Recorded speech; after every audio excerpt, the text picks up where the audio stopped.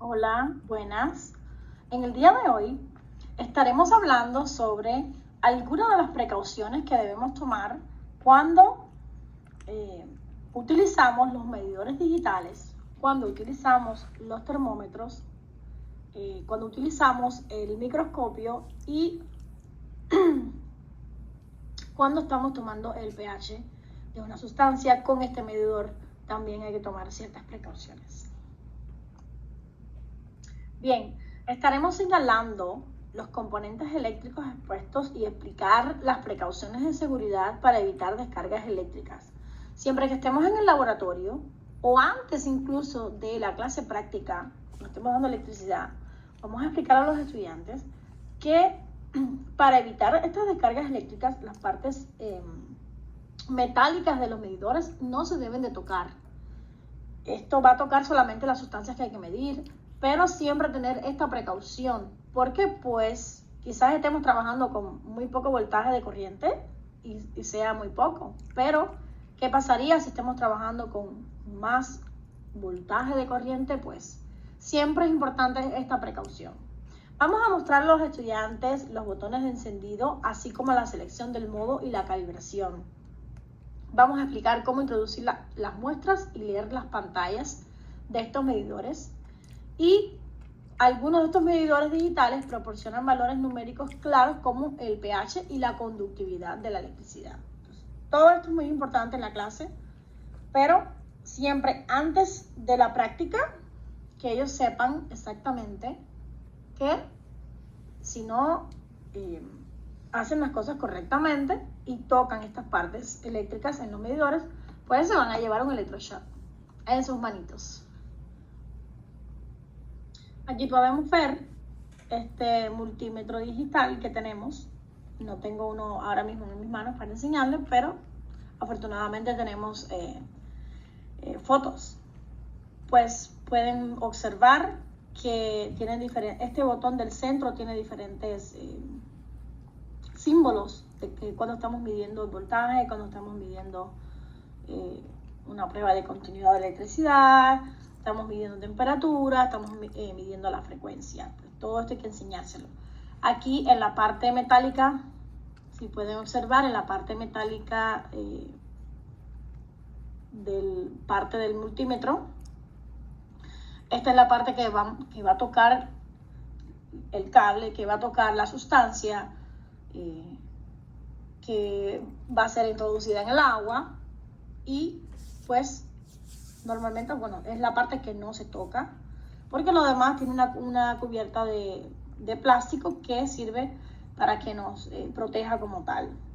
Y bueno, pues todos no son iguales, hay multímetros, tienen diferentes funciones, pero básicamente todos tienen un parecido a este que estamos viendo acá. Y pues en clase, antes de la clase de electricidad, esta es, y no solamente la clase de electricidad, la clase de química para medir la temperatura de la sustancia, pues vamos a tener que enseñar a los estudiantes esta serie de requisitos, pasos a tomar, conocimientos a tener cuando vayamos a tocar este instrumento. Con los termómetros, se debe seguir la preparación estándar o el uso del equipo. La mayoría de los termómetros de laboratorio estándar no se pueden calibrar manualmente. ¿Qué vamos a hacer en este lugar? ¿Qué vamos a hacer en su lugar? Vamos a verificar su precisión utilizando una referencia conocida, que es como un baño de agua con hielo, y registrar cualquier desviación observada durante su uso. O sea, quizás en la habitación hay mucha temperatura y ya el termómetro ha alcanzado hasta unos 37 grados, y cuando vamos a usarlo, emplearlo quizás en una ecuación química y medir la temperatura de las sustancias reaccionantes o productos, pues la temperatura va a ser un poco más, porque ya el termómetro tenía una temperatura de la habitación. Es por eso que siempre se debe de calibrar.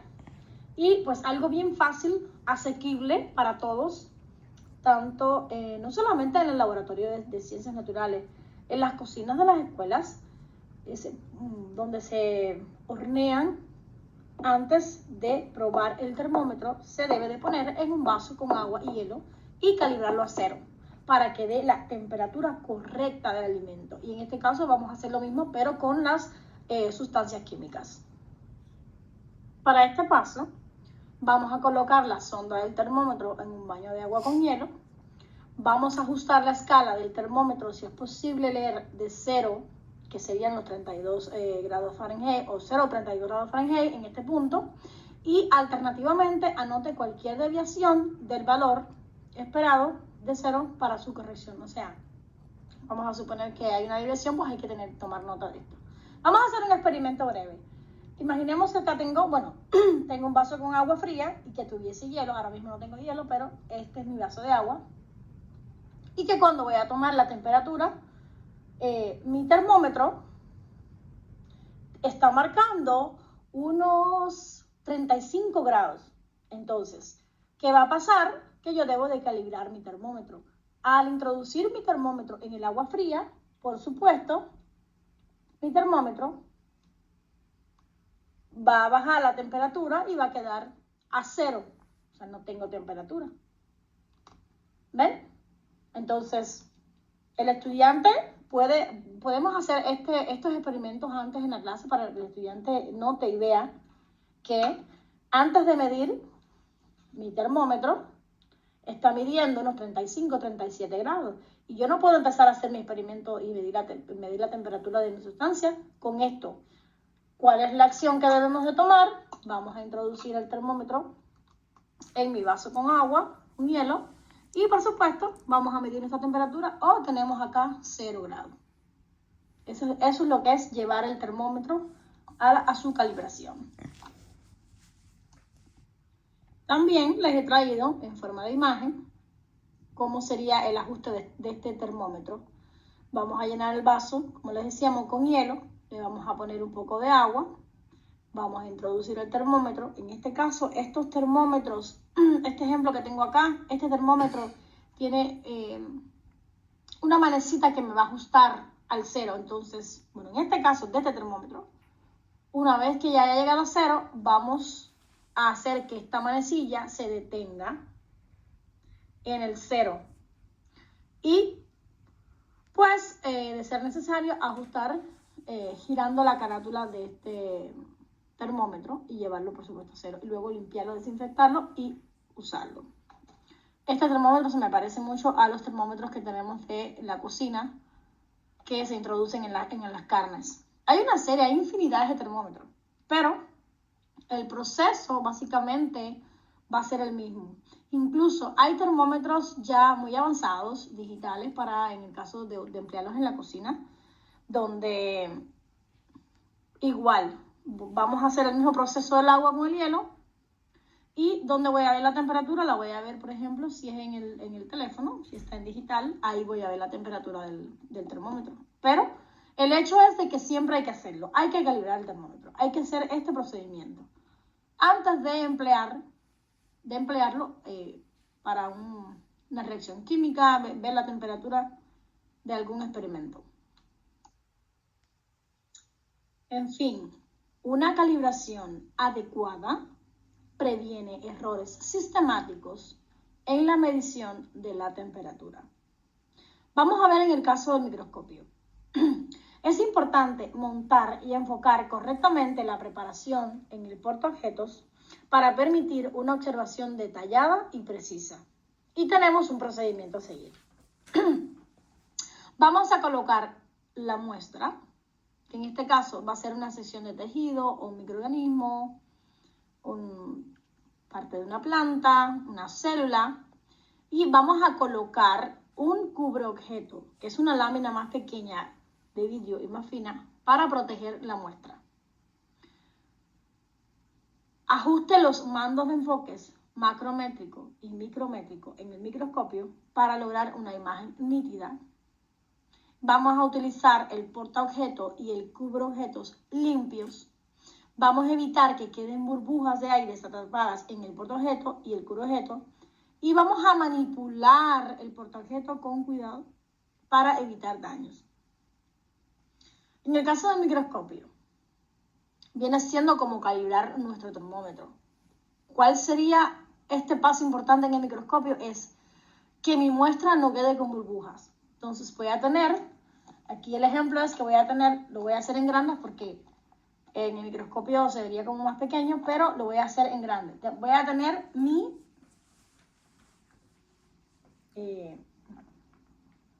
lámina. Voy a poner mi muestra acá, pero encima voy a poner mi cubre objeto, que es un poco más pequeña, y voy a ajustar de forma tal que no queden burbujas, porque al quedar burbujas y al observar no voy a, o sea, no se va a ver correctamente lo que quiero analizar en ese sentido. Y eso viene siendo como la calibración en el microscopio, diríamos, ¿no? No estoy calibrando temperatura, pero es el paso. Es algo en lo que yo voy a hacer como cierta presión, o sea, yo voy a poner mi cubreobjeto encima, mi cubreobjeto encima, y voy a ajustar, ajustar sería como apretarlo, y además también que no queden burbujas, y entonces al estar ajustado y al ponerlo entre las pinzas, entonces que puedo observar correctamente. Acá tenemos una imagen de una muestra en el microscopio y han quedado burbujas. Entonces, esto es un proceso un poco ya bien complicado al tener para tener un montaje casi perfecto. Vamos a macerar, en este caso sería cuando tengo el portaobjeto y le voy a poner encima, tengo mi muestra, encima mi cubreobjeto, esto es lo que es macerar. Luego vamos a limpiar alrededor, si hace algo líquido, vamos a poner, vamos a fijarlo, vamos a poner tinta, vamos a esperar que se aclare, vamos a esperar que se seque y luego ya vamos a tener otro montaje. Eso es un proceso un poco complicado. Lo que importa acá es que el estudiante sepa que este es un proceso muy importante, que mi muestra no puede tener esta burbuja porque no voy a poder observar realmente el tejido, no voy a poder observar lo que estamos analizando. Y entonces, pues, los pasos que anteriormente hablamos y el ejemplo que les hice con el papel, tengo el portaobjeto, aquí tengo mi portaobjeto, y voy a tener acá mi muestra, vamos a suponer que esta será mi muestra, en el centro, y este va a ser mi cubreobjeto, y yo voy a presionar, esto me va a quedar acá, así, voy a presionar, ¿verdad? Y tratar de que no queden estas burbujas para cuando el estudiante esté observando, pues pueda tener resultado y sea exitoso parte del experimento, parte del análisis. Los medidores de pH digitales funcionan con baterías. Aquí podemos ver que tienen un cover, tienen la parte que se introduce en el agua, que es la parte baja. Tenemos la calibración, nos va a dar el botón de encendido y apagado, pero al final, o sea, como viene siendo como la parte inicial, tenemos estas baterías. Si estas baterías llevan mucho tiempo de uso, están viejas, por supuesto el pH de una sustancia va a ser incorrecto. Entonces, ahora vamos a hablar sobre este tema en la siguiente diapositiva. Decíamos que estos medidores del pH funcionan con las baterías y una alimentación fiable garantiza mediciones precisas y evita interrupciones durante los experimentos. Para esto vamos a comprobar periódicamente los niveles de carga de estas baterías. Vamos a cargarla cuando sea necesario y vamos a sustituirlas sin demoras si están agotadas. Entonces, ¿qué va a pasar con el medidor de pH digital? Que lo más importante siempre es chequear que la batería tenga un nivel correcto para que me pueda dar el pH adecuado de la sustancia, el agua, lo que estemos analizando.